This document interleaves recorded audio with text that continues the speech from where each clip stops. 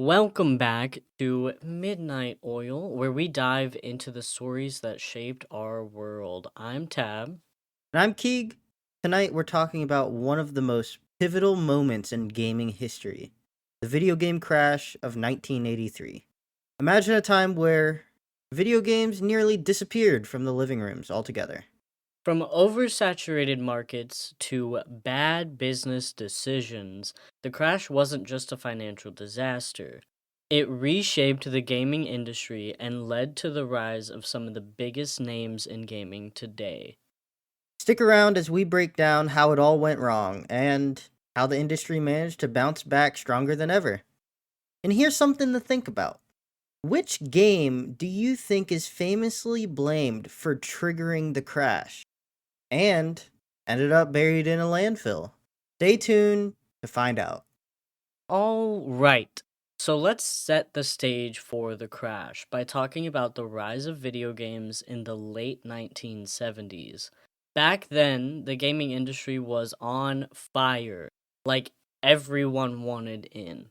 Atari was the king of the hill, and it all started with the Atari 2600. Released in 1977, it was one of the first home consoles to use interchangeable cartridges, which was a game changer. Instead of being stuck with one or two built in games, you could swap out cartridges for new experiences. It was revolutionary for its time. And, it didn't hurt that Atari had some serious hits under its belt. Like Pong. And Pong was one of the first big arcade successes. It translated perfectly to the home console market. Then came Space Invaders, which Atari licensed for the 2600 in 1980. That game was a smash hit and basically cemented video games as a must have entertainment form. So by the early 80s, video games were everywhere: arcades, living rooms, and even some fast food joints. And it sounds like the industry at that point was unstoppable. And that is what everybody thought. The market exploded with Atari leading the charge. By 1982, the video game industry was worth over $3 billion. Consoles were flying off the Whoa. shelves, and developers were cranking out new games at breakneck speed to meet demand. So what's really wild to think about is how quickly everything grew. But as we know that, rapid growth comes with some serious problems. Very serious problem. And, I'm an Atari guy. I own a 6 Switch and I think a 4 Switch. I own two 6 Switches, though. Very beautiful. The games, they're basic because, like Tab was saying, it was one of the first widely successful home consoles. And it really brought arcade games, which at the time were very obviously pixel heavy. Or lack of pixel heavy, actually. But the Atari 2600 was really cool. It was the first like affordable home video game console. Really cool stuff. And by 1982, the market was absolutely flooded with home gaming consoles. Like you had the Magnavox Odyssey, the ColecoVision, you had the Intellivision, and they were all kind of competing for consumers, right? Because you're not going to go out usually and buy, you know, a PlayStation, an Xbox, a Sega. Like, you're not going to do all of these things. Now, it's a little more common these days, but back then, like, getting a new video game or getting a new console, like, that was, like, the big thing. It's not like getting a car, but, like, it's like, they were pretty expensive. So it was really cool though, because each console came with its own library of exclusive games. And that really created some confusion and fragmentation in the market. So, like, back then, you weren't playing Sonic on the NES, you were playing that on the Sega. And you know how like the Uncharted is a PlayStation exclusive and it's not on Xbox, so it's still around today, but back then it was a big deal because unless you got another console, which was, already expensive on its own, because some of them were, I think, like $200, and $200 in the 70s and 80s was more money than it is now. So there was also a lack of quality control. So with the growing popularity of games, a lot of companies, like you were saying, Tab, really was just rushing and cranking things out. But that led to poorly designed, untested titles on the market, and it flooded stores with very low quality games. Oh, And Atari, despite its early success, was guilty of releasing games like Pac-Man for the 2600, which, a widely criticized port because it was just not ready. It was just put out too fast, not worked on enough. And the infamous E.T. the Extraterrestrial. And that became a symbol of the industry problems. Do you know about the ET situation? so I looked it up as we were doing our research, and it looks a little goofy, I'll be real. But I don't know Uh, anything past it looking a little goofy. it was actually like an unfinished game, which was crazy. So they wanted to release it, alongside near when the movie was coming out. Because, E.T., as we all know, it's a great movie. I would even say that it kind of holds up today, or at least has a soft spot in a lot of people's hearts. But in 1982, and I'm going to try and do some of this without looking at my notes, and then I'll fill it in with my notes because I know quite a bit. So in like 1982, they were rushing and rushing and rushing to capitalize on the success of ET. And you know how it is now. There's a bunch of really terrible games that come out. Like there was a Godzilla game that came out when one of the Godzilla movies were releasing, and it was terrible. The Halo series is pretty awful. Like they do really bad sometimes, and it's actually Yeah. just god awful. But it was developed in 5 weeks to meet the holiday shopping season. Good And lord. that leaves absolutely no time to design anything, or God forbid you want to test the game. Yeah, forget about it. You better be testing that shit while you're doing it. So the result was very bad. It is thought to be one of the worst games ever. It was literally so bad with confusing objectives and clunky gameplay. It literally frustrated people so much that they just stopped playing. They didn't want to play it anymore. Some people returned it. It was terrible. And it was quickly earning a reputation as one of the worst video games of all time, thus leading to the desert, where this is crazy. It was so terrible that they buried unsold cartridges in a landfill in Alamogordo, New Mexico. Like they Good buried them. They lord. fucking buried them. 4 million cartridges because they were expecting huge sales, right? ET was a hit. It was like for its time. You got to think back, right? It's nothing like crazy today, but back then it was like, it was a big movie. 4 million copies of this game. They were expecting huge sales, but it absolutely tanked so bad. Actual millions of unsold copies. So they they buried them in a landfill in New Good. Mexico. That's And, and crazy.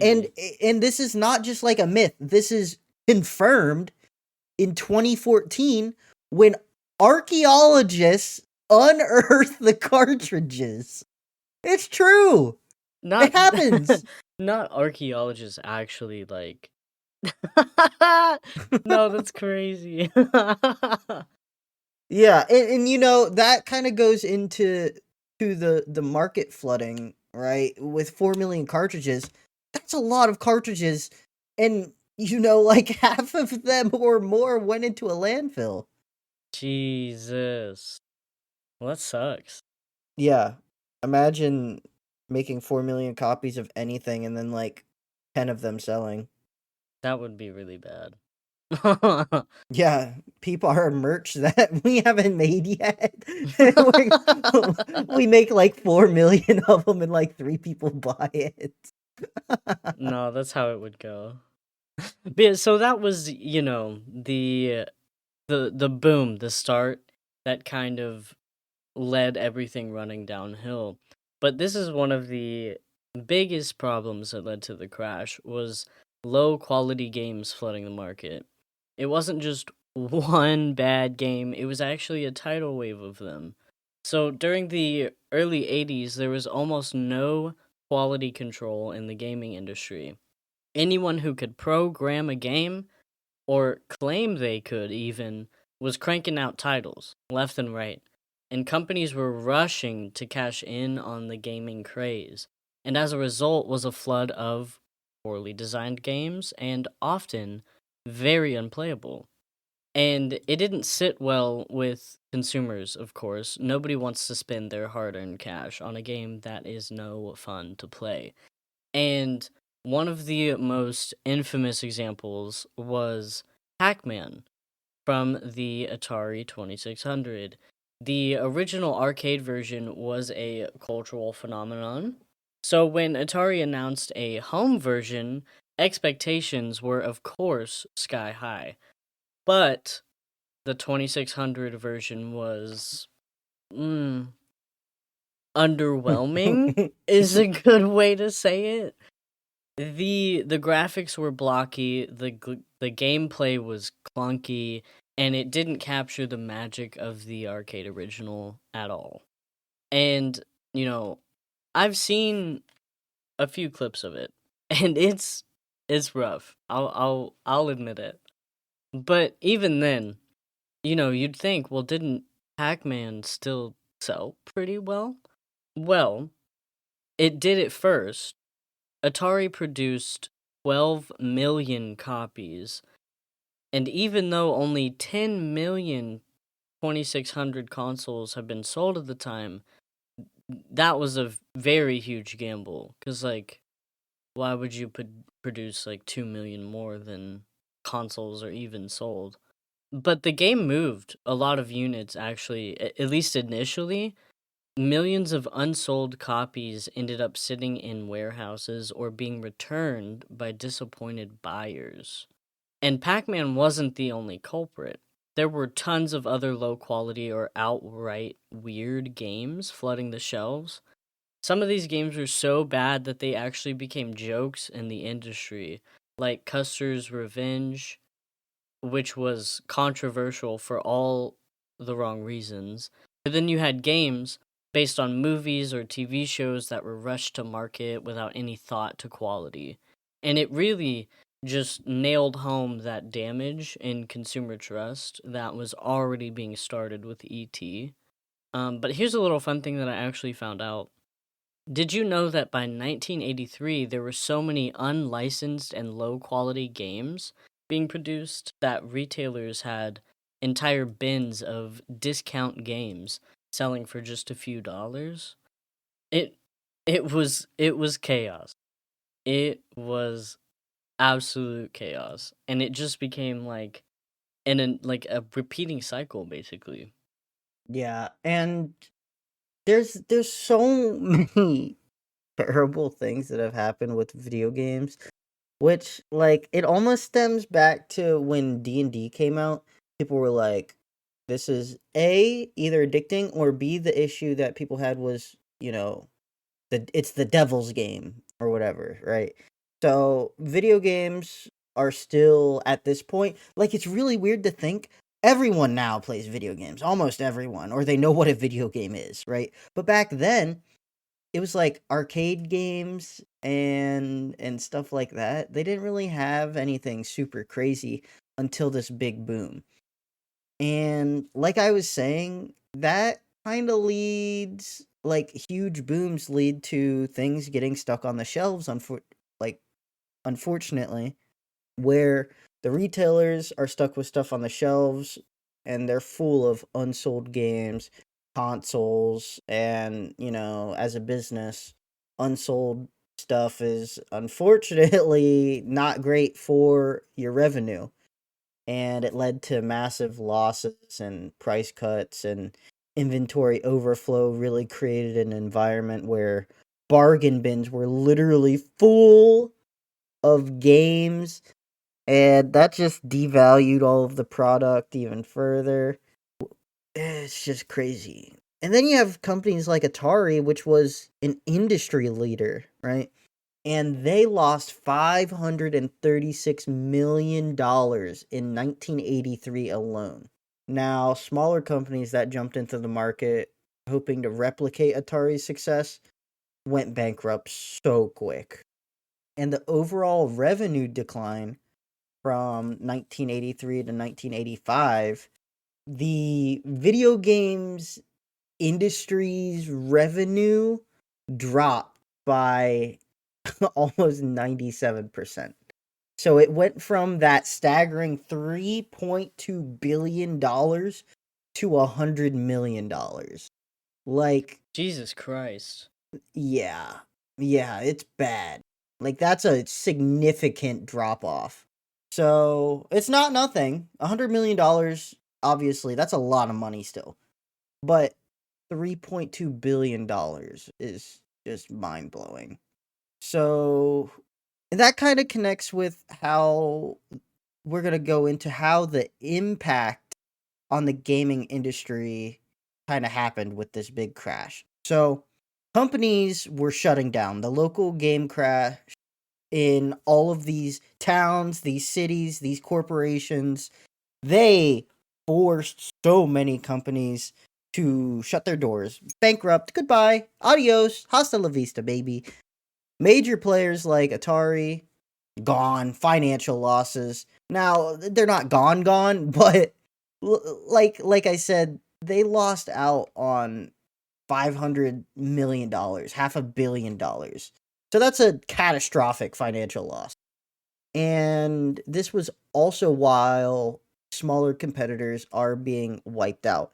And even like toy companies ventured into gaming, like when Mattel and Coleco exited the market, because Mattel made the Intellivision and Coleco obviously made the ColecoVision. So these companies are having it out rough, and retailers stuck with mountains of unsold games and consoles, and they were very reluctant to stock video game products anymore. Could you imagine like going to GameStop or any like local game store, but most of them like just having board games and cards, and no longer like it's hard to find video games? That would suck ass.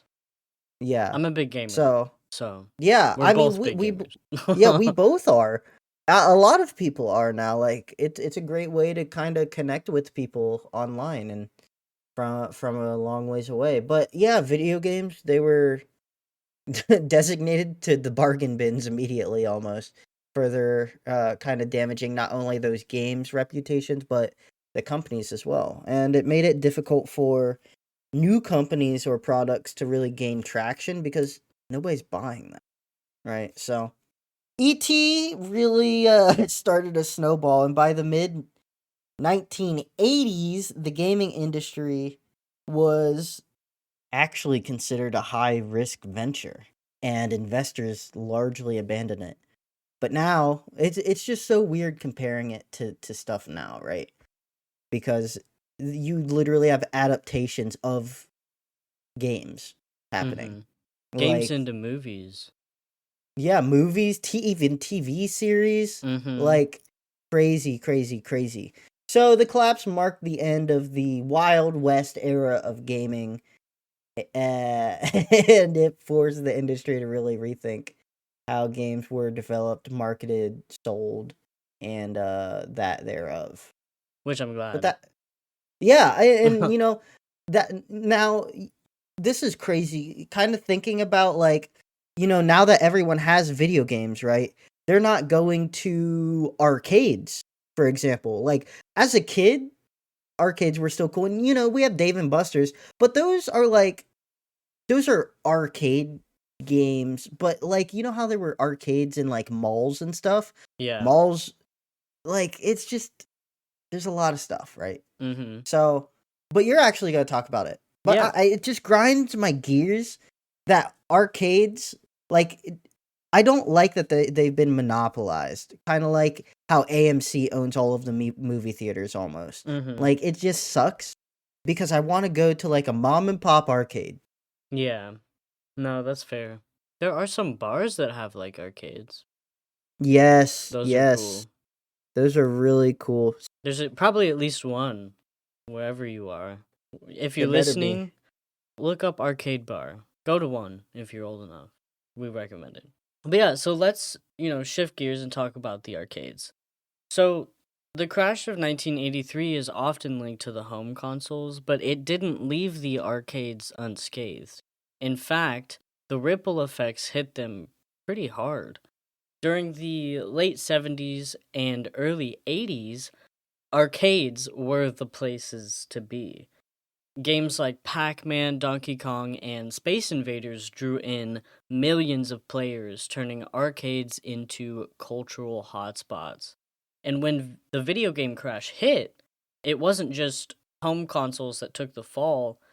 Like I said, the arcades definitely started to struggle too. And you think, okay, why? Like, arcades are their own, ecosystem. Wasn't that completely separate? To some extent, yes, but they were still tied together. Games go hand in hand.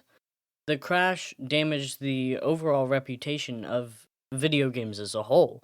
People started seeing gaming as a passing fad, not something worth investing time or money into, and of course, that skepticism spilled over into the arcade industry. And the rise of the home consoles definitely didn't help. Like, even before the crash, people were already starting to move away from the arcades. By the early 80s, consoles like the Atari 2600 were offering the arcade experience at home, at least, in theory. So, why would you want to go out and spend quarters when you can pay once for a game and play it at home whenever you feel like it? So the crash just kind of accelerated that shift as people were soured on video games altogether. But yeah, so arcades, they weren't just losing customers to, the crash and the home video game systems. Many arcades actually closed their doors in the mid 80s, and those that survived had to reinvent themselves. Some shifted focus to ticketed based redemption games or introduced new genres like rhythm games to kind of stay afloat. And here's something really interesting that I learned about Japan's arcade scene. They actually stayed strong, even as the, you know, other arcades declined in the West. So games like Street Fighter and Dance Dance Revolution kept arcades alive and thriving over there. So it's wild to think about how gaming had to reinvent itself, not just at home, but also in public spaces too. But if we move on with how the industry managed to maybe recover and rebuild. Yeah, rebuilding. So the company that swooped in and basically saved the gaming industry after the crash was bum bum bum Nintendo. So by the mid 80s, video games were basically on life support. Enter the Nintendo Entertainment System, or the NES, in 1985, and everything changed. Nintendo had a brilliant strategy. They didn't just reintroduce video games, they actually redefined how people thought about them. For starters, they marketed the NES not as a game console, but as an entertainment system. That's why it came bundled with ROB, the robotic accessory, and duck hunt with the light gun. It was a way to distance themselves from the bad reputation video games had earned during the crash. But, what really made NES stand out? Well, quality control. Two words. That's it. Nintendo introduced the Nintendo Seal of Quality, a badge that guaranteed games had been reviewed and met their standards. This was a direct response to the flood of low quality, unlicensed games that had damaged consumer trust during the crash. So basically, they told all of the gamers, like, hey, we've got your back. If it's on our console, it's worth your money. And they started that. And I thought that was wild. And not only the fact that they started it, it fucking worked. Nintendo also controlled how many games third party developers could release each year, ensuring that the market wasn't oversaturated with junk titles. Developers like Capcom and Konami rose to prominence by producing polished, memorable games for the NES. And interestingly enough, the NES game cartridges, they had a unique design that actually required players to press them down like a spring. And that wasn't just, for fun. It was a way to make the NES look different from the old Atari consoles. Yeah, and there's very few game studios that I can confidently say, whether you think they over release or under release or whatever, they Nintendo being Nintendo, when they release a game, it is at least decent. Like, there's not a whole lot of Nintendo games that I can say that are just full trash. And same thing with like FromSoft, the people who made Elden Ring, like they make bangers too. And Rockstar, but there's so many companies that just kind of drop the ball sometimes. But that seal of quality that Nintendo puts on their games, I genuinely, as much as people hate Nintendo, and I'm not a Super Nintendo lover. Get it, Super Nintendo. But like, I'm not standing up for Nintendo because they are terrible, especially with like the whole Power World thing, which I would look into the Nintendo Power World lawsuit at some point. But at some point, they just kind of stopped innovating, kind of like how Apple stopped really innovating as much. And now a lot of their games just kind of feel the same. But we get nice breaths of fresh air here and there, but most of the games just aren't bad. You know what I mean? No, yeah. No, that's fair. But that leads into these third party developers like Capcom, Konami, Square, kind of like you were talking, that they're allowed to create games under strict licensing agreements. And this shift allowed for a diverse library of games introducing players to classics like Mega Man, Castlevania, Final Fantasy, stuff like that.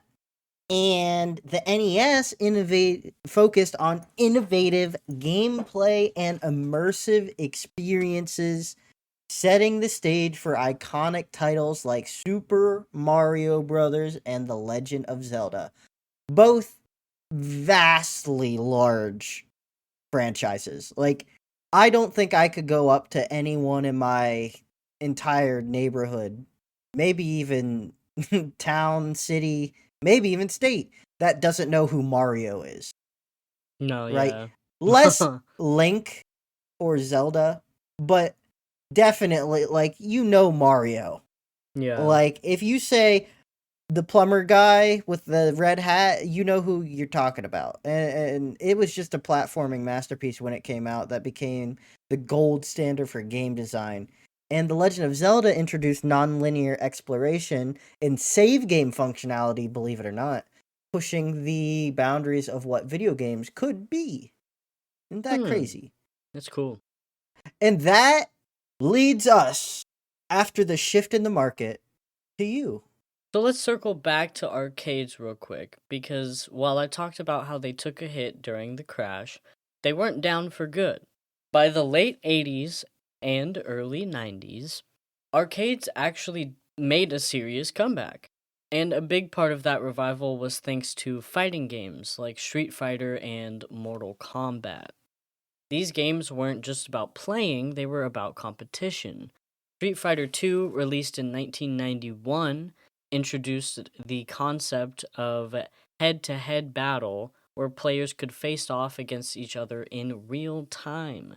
It brought an entirely new level of excitement to arcades and turned them into social hubs again. And then you had Mortal Kombat, which upped the ante with its over the top violence and those infamous fatality. I had to do it. And people. Fatality. Yeah. But people couldn't get enough of it, even though it sparked a ton of controversy. The controversy only made it more popular. The players loved the challenge of pulling off those complicated moves, and arcades became the go to spot for intense, high stake battles. Fighting games weren't just a pastime, they were a sport, paving the way for the competitive gaming scene we know today. And it wasn't just about the games themselves, it was the experience of being in an arcade, surrounded by people, cheering and competing. And that's just something you couldn't replace at home back then, unless you threw like a huge party. But, you wouldn't have the atmosphere of the arcade, you'd just be sitting in front of the TV. But arcades definitely leaned into that social aspect, and they also started diversifying with other genres like rhythm games. And they pulled that Dance Dance Revolution from Japan and the racing games with full motion cabinets. And, we still see some of those games today, like in movie theaters or like the bigger arcades that unfortunately, that are capitalized upon. But did you actually know? This is really cool. That some of the best Street Fighter players in the world today still train on arcade machines. There's something about like the feel of the joystick and the buttons that they can't give up. I Mm. thought that was cool. But it's cool how arcades evolved to survive the crash. And eventually they found their niche, focusing on experiences that you couldn't get at home. And I think it's really cool that they helped shape the competitive gaming culture that's actually super popular nowadays. Very popular. Mhm. Like, incredibly popular. So much so that people actually get paid Yeah. to play these competitive video game. Yeah. Professional esports players. That's right. Was But yeah, like, that's the circle, the cycle. That's what we got. And I think it's really interesting that, like, when you think about it, we all think back, but I think you just gotta take a minute. We have photorealistic games at this point, and back 50, 60 years ago, we had two, three lines on a screen and a square, which was the pong ball.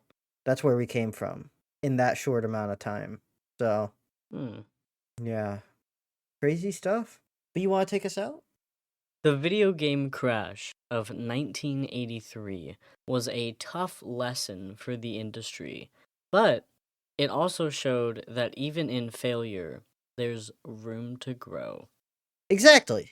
The crash wasn't just an ending, but it was more like a reset button that helped gaming evolve into the multi-billion-dollar industry that we know today.